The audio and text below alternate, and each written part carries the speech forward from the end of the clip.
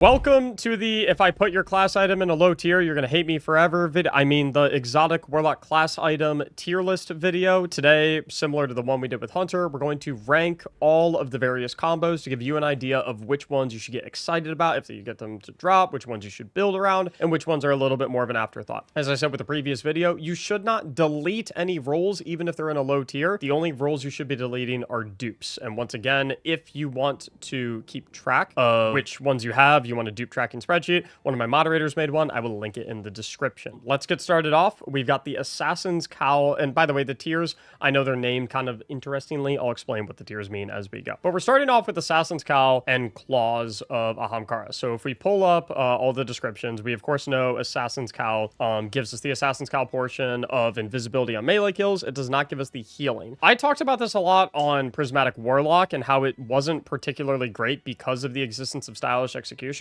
However, on Warlock, it has a few more merits because Warlocks don't have any aspects that allow them to go invisible. So having Assassin's Cowl as an option on Warlock presents the possibility for an entirely new gameplay loop, which gives it merits and can push it up into some higher tiers. Spirit of the Claw, however, where you gain an extra melee ability charge, is pretty trash in most circumstances, because if you look at the Warlock melee options, you've got Chain Lightning. You really want a second Chain Lightning. You got Incinerator Snap. Who cares? Penumbral Blast.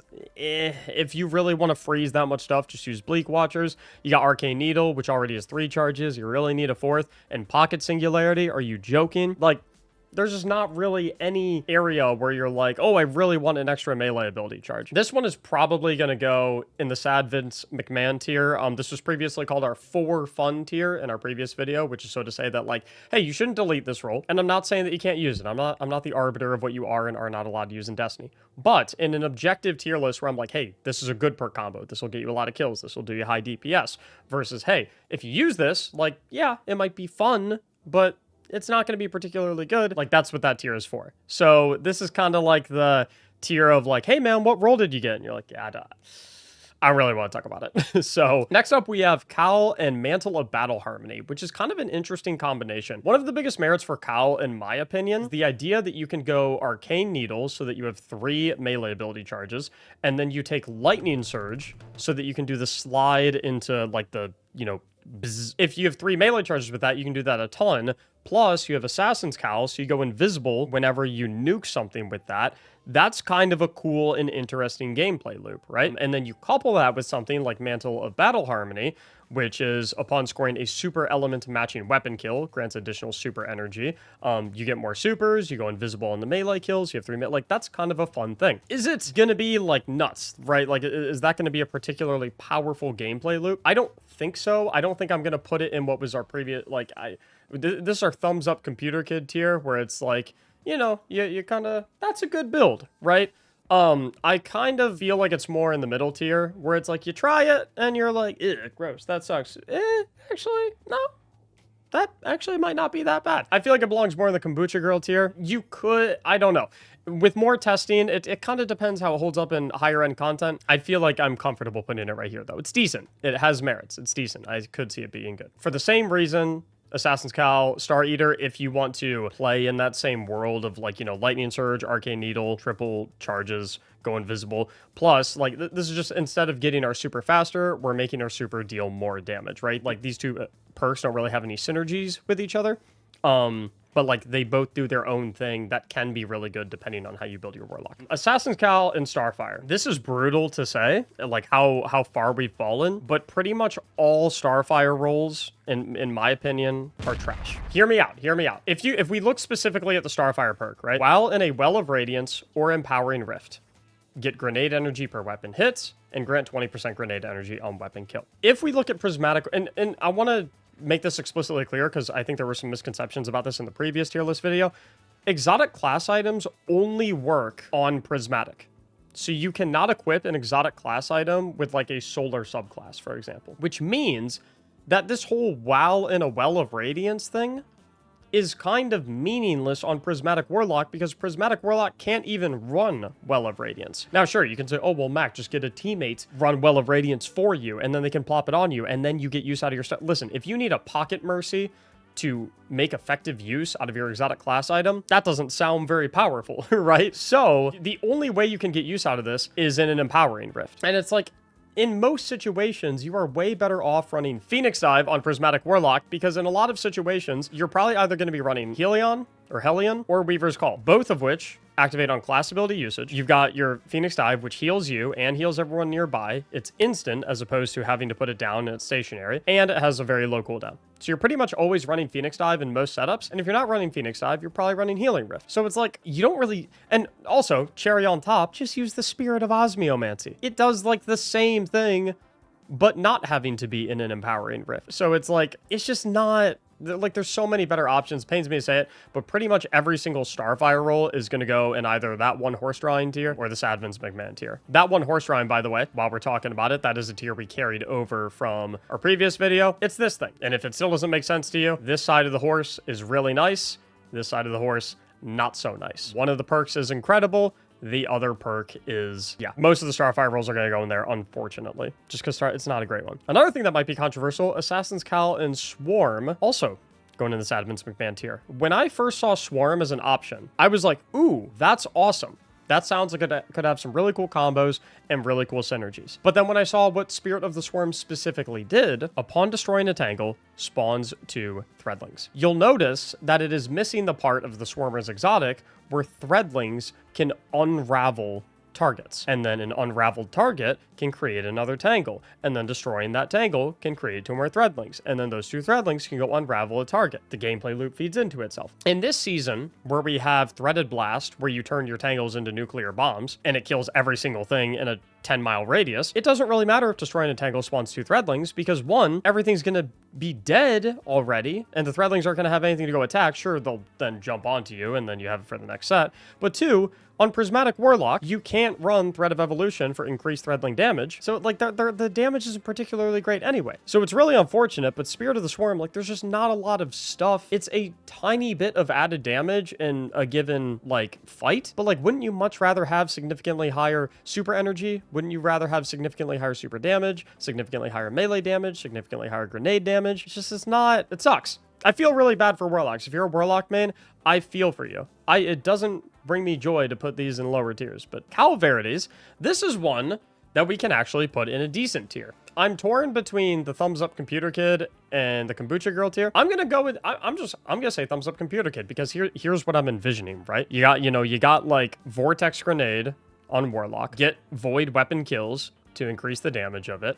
You also run Threaded Needle for triple melee charges. You run Lightning Surge so that your sliding melee powered thing is the, Carpet Bomb electric thing. That makes you invisible. There's a lot of cool stuff that this pairing can do. So I actually like it a lot. The Assassin's Cowl Synthoceps combo, I want to put it in our Happy Vince McMahon tier, our S tier, which is this bad boy right here. This is the face you're going to make if you get this roll. I want to put it in there because, like, thematically, that sounds cool, right? A melee damage Warlock build, right? The triple charges, the lightning surge, you buff all the damage of all of that by 165% with Synthoceps.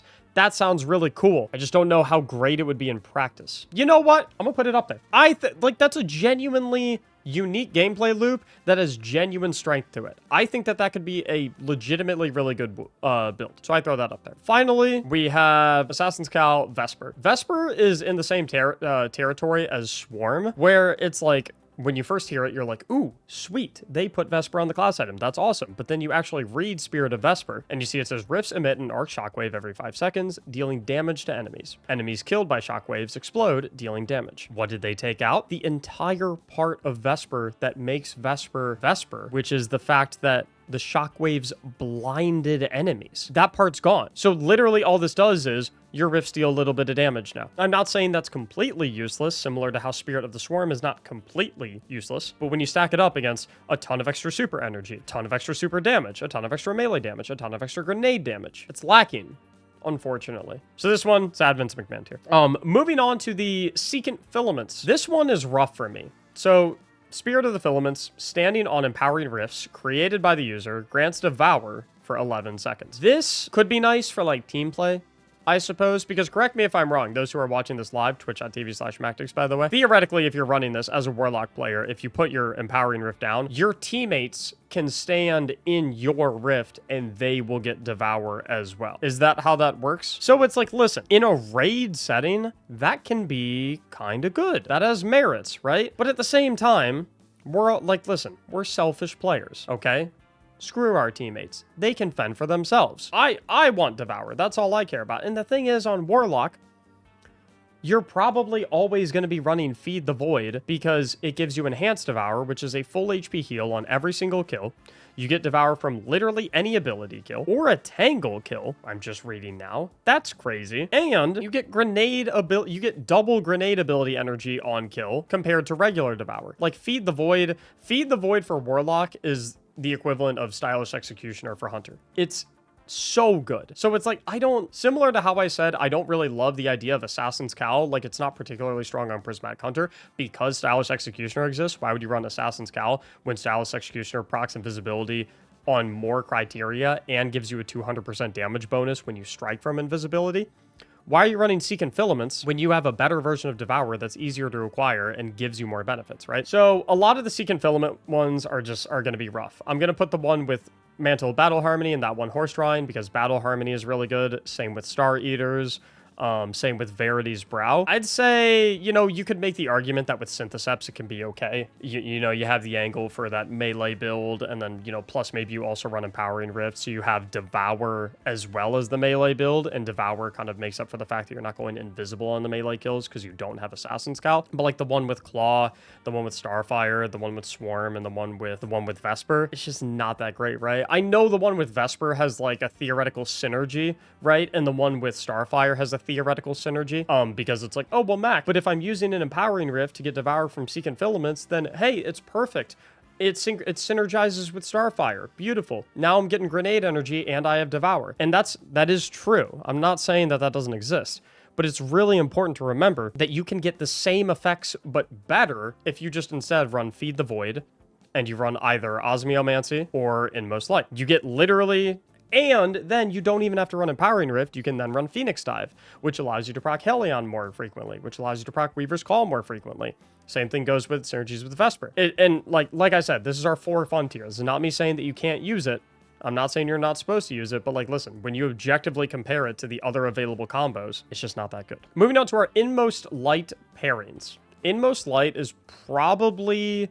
if we were ranking the perks individually, for Warlock, Inmost Light is S tier. Pretty much anything with Inmost Light is going to be absurd. It's so strong and plays so well into the Warlock gameplay loop, especially considering that you're typically always going to be running Arcane Needle for Warlock because of the triple charges, and it's just, with this season, Tangles being as good as they are, and the other melee options just not being all that fantastic. You have 3 charges that you can use to empower the regeneration of your grenade and your class ability. Your class ability is on a super low cooldown to empower the regeneration of your grenade and melee, and your grenade is going to be on a low cooldown because you're probably going to be running Feed the Void for Devour, which gives you grenade regeneration on every single kill. That will empower your melee and your class ability cooldowns. So like Warlocks with Inmost Light are kind of an ability cycling demon. That being said, its pairing with Claw is going to go in that one Horse Drawing tier just because this is Inmost Light and this is Claw. It is what it is. And, in that same vein, we're going to put its pairing with Starfire in that same tier, its pairing with Swarm in that same tier, and its pairing with Vesper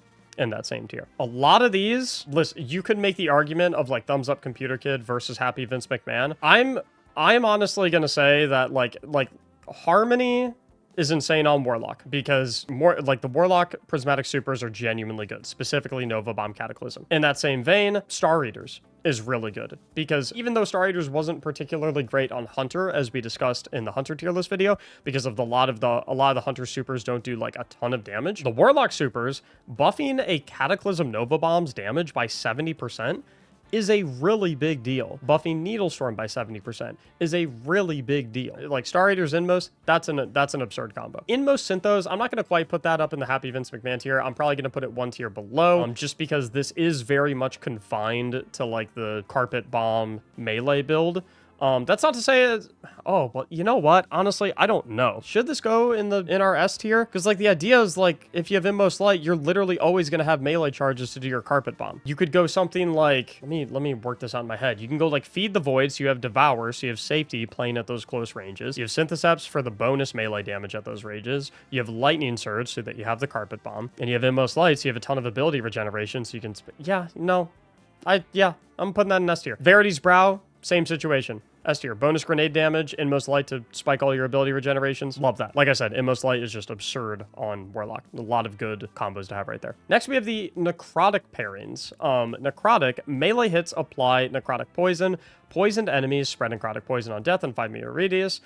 Ticks, whatnot, blah, blah, blah. Necrotics it's that perk that everyone loves because, like, when you pair it with Osteostriga, it can be really, really cool. The thing is, I've heard this from a lot of people, the poison damage of Spirit of Necrotic is tuned down significantly compared to that of the poison damage of the actual Necrotic grips. I just feel like, I don't know. I need a little bit of guidance on this one. This is the one where I'm kind of shaky on. Those watching live right now, what do y'all think of Spirit of Necrotic? The lack of damage scaling is very noticeable in gameplay. It's like a 3 or 4 out of 5. C, B tier, C tier, C tier. It's just not that impressive. Okay. Yeah, that about goes in line with what I've personally experienced and what I've heard from literally everyone else that has used it. I have no doubt that in on-level content, in a situation where it's like, you know, enemies are made of paper mache and like any damage whatsoever makes everything fall over, I have no doubt that it would be pretty good. Literally anything in the entire game is good in those circumstances, right? You take anything and do a strike, it's going to seem OP. So I'm going to say Necrotics with Claw, just because Claw is not that good, right? It's just not that good. +1 melee charge, there's better options to have. Like, you go with the melee ability regeneration exotics, you know what I mean? I'm going to say Necrotic and Claw. I'll give Necrotic. It goes in that one horse drawing, but it's not because Necrotic is this and the Claw is this. It's more so because they have a little bit of synergy together, because it's like, oh, Necrotics is all about melee. You know what? Necrotics is all about melee damage, causing the poison, and Claw gives you an extra melee charge. So it's like, oh, there's that synergy there. But it's like, is that really that powerful considering the Warlock melee options in conjunction with the reduced damage of Necrotics on Spirit of the Necrotic? I don't think that's impressive. When you link it up with Mantle Battle Harmony, Mantle Battle Harmony is just good. It's a good perk. And if we want to go down the road of like, hey, not half bad, you know, Mantle of Battle Harmony gets you a lot of super. I would put it in this if we want to make the argument of like Necrotics is really not that good and we're just putting it in here because of Mantle Battle Harmony. But I will give Necrotic like a little bit of credit. You might say like, hey Mac, like Necrotic can be really insane with the Lightning Surge build. And it's like, and my response would be like, okay, but Inmost Light and Syntho is going to be 800 times better if you want to go down that path. So we'll put Necrotic and Starfire in. I'm going to put this in the Sad Vince McMahon tier because like, there's just no synergy in any capacity here. They're trying to do completely different things and neither of them excel particularly at what they're trying to do. I'll put its pairing with Star Eaters and Horse Drawing because of Star Eaters. I'll put its pairing with Swarm down here.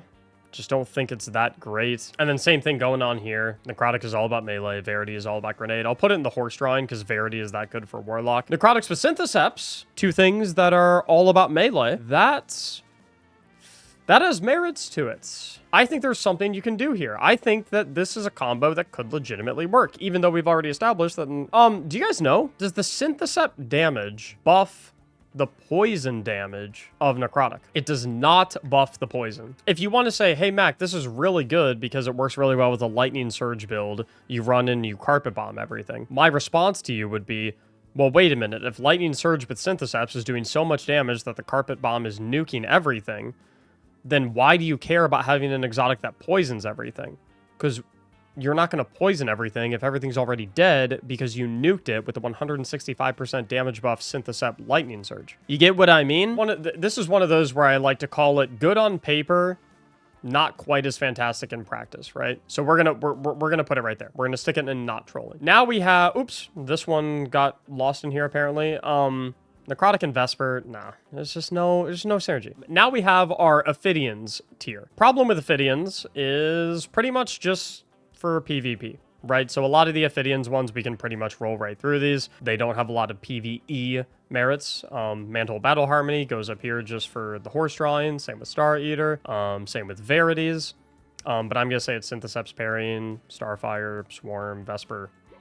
all going in Sad Vince McMahon. Now we have Osmiomancy, which, similar to Heart of Inmost Light, is another S tier perk for Warlock. In my opinion, like the Warlock pantheon of exotic perks is going to be like Osmiomancy, Inmost Light, Star Eater, Battle Harmony. Like those are the ones where you're like, ooh, yeah, we're in good shape, baby. Because if we look at Osmiomancy, so like by far the best Warlock grenade, as like at least in terms of like damaging stuff goes, and getting benefits from Osmiomancy is going to be Vortex Grenade.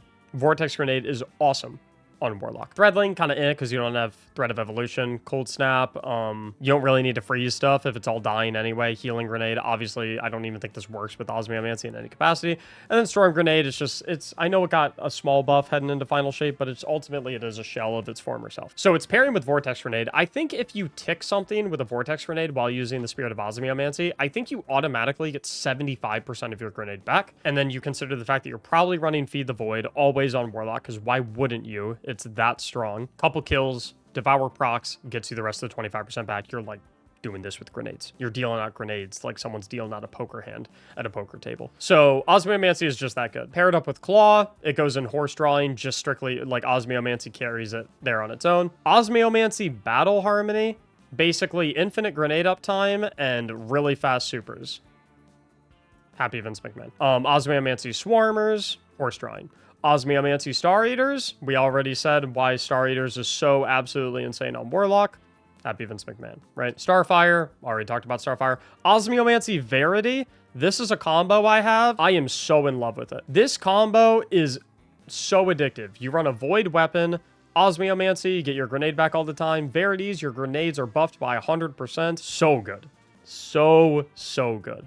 Osmiomancy Synthoceps, you can have, I'm going to put this in the thumbs up computer kit tier. You have like a hybrid, right? You have a high grenade uptime build, plus you have the Synthoceps. If you want to run, like you can go Feed the Void, Lightning Surge, Arcane Needle. That gives you Devour capabilities, that plays into your grenade, and that plays into the Synthoceps melee buff. I don't think it's quite up here because there's a little bit of like disjunction between what the two perks are trying to do.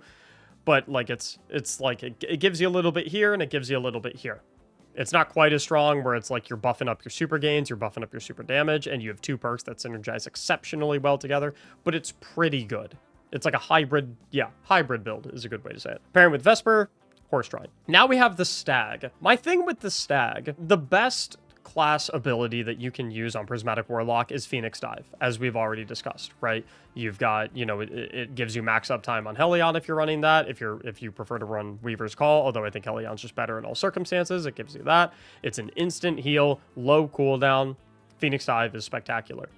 And obviously Stag just gives you damage resistance when you're in rifts, and it's 25%. 25% is not nothing. It's pretty good in a world where probably 99% of your builds are going to have Feed the Void.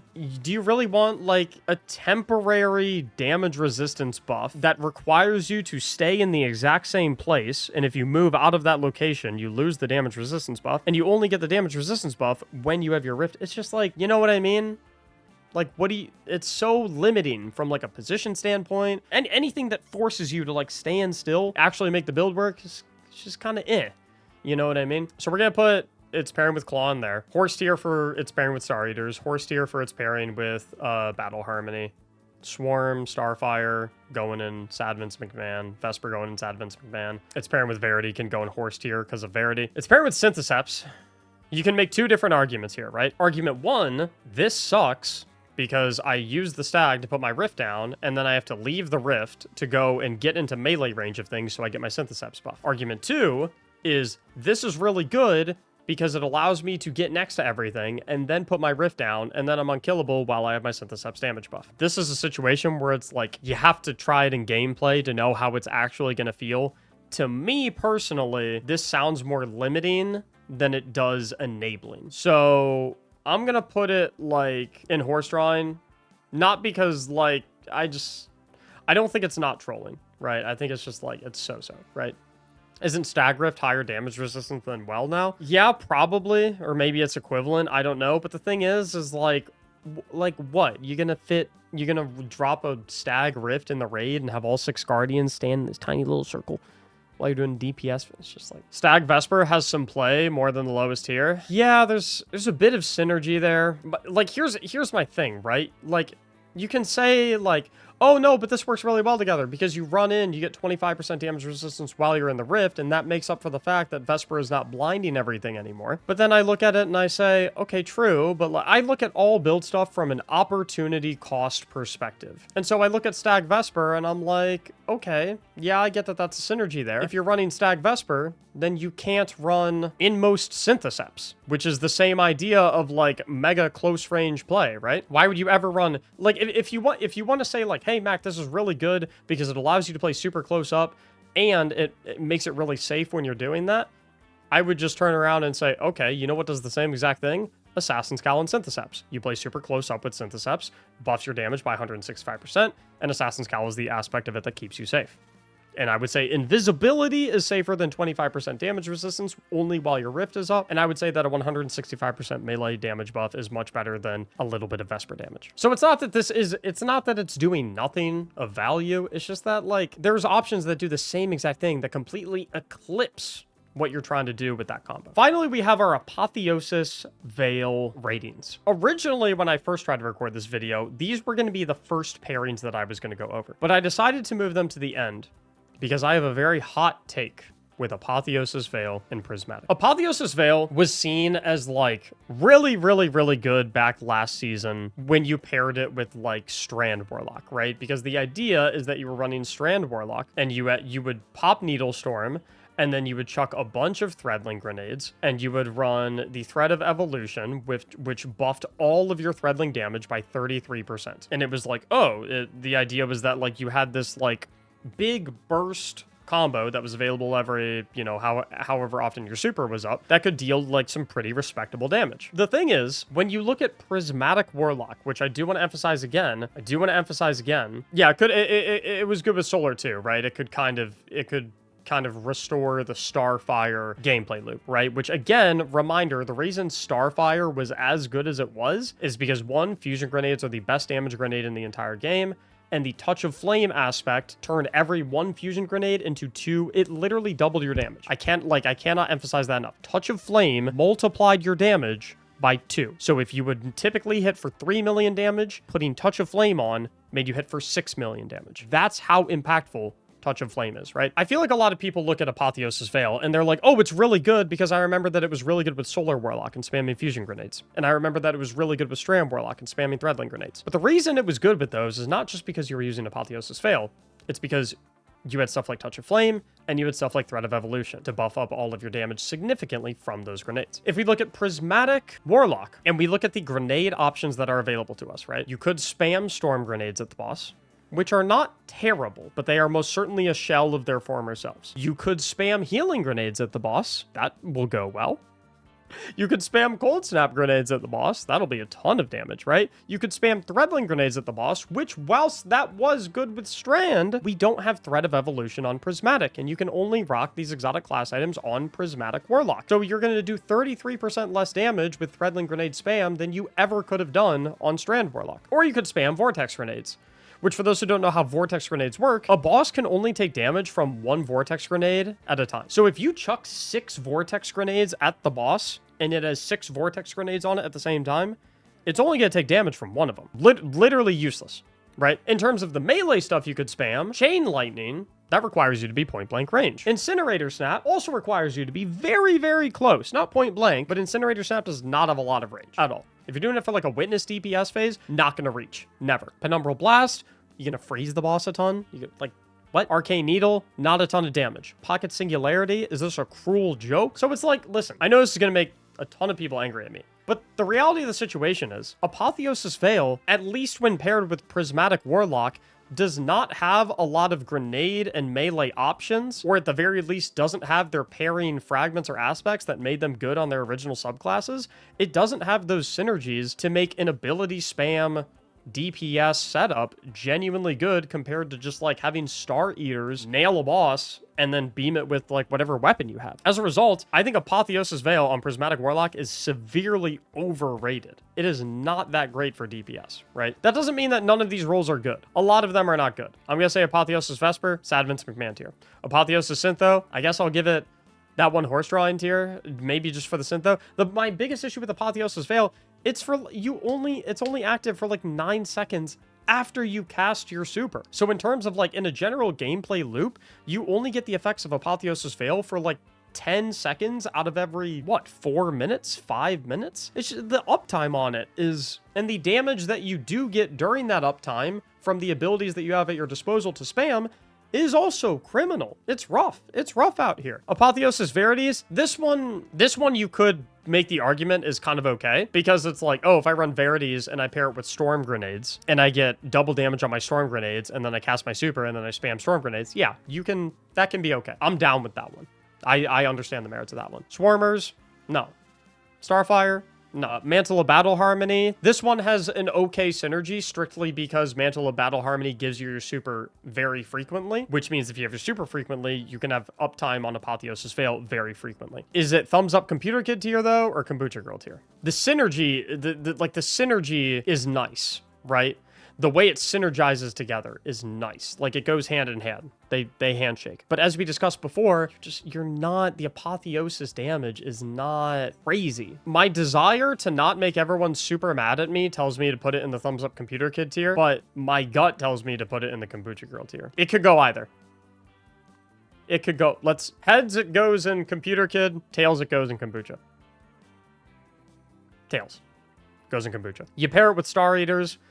This is one that everyone told me was like, Mac, this is so S tier. If you put this below S tier, you're completely trolling. The Star Eater aspect, that is an S tier. Like the Star Eater aspect of this, it's S tier when you pair it with Warlock. But again, the apotheosis aspect, it's not as good as people are making it out to be. Go in DPS, go load up Salvation's Edge, go into a Witness DPS phase, and tell me how effective it is to do an apotheosis ability spam on the Witness. Or on the Herald of Finality, the second boss, if you want to make the argument of like, Mac, Witness is a bad example because he's so far away. Not a lot of bosses are like that. Okay, do it on the Herald of Finality. It's just not, it's not that great. It's not that great. So, okay, so like here, let me lay out the situation for you, right? What's going to give you more damage, right, against the Herald of Finality? Star Eater Apotheosis, you pop your Nova Bomb, and then you spam Storm Grenades and Incinerator Snaps. Or pop a Star Eater Nova Bomb, and then you pull out a sword, and then you whack it with a sword over and over and over and over again. The sword is gonna obliterate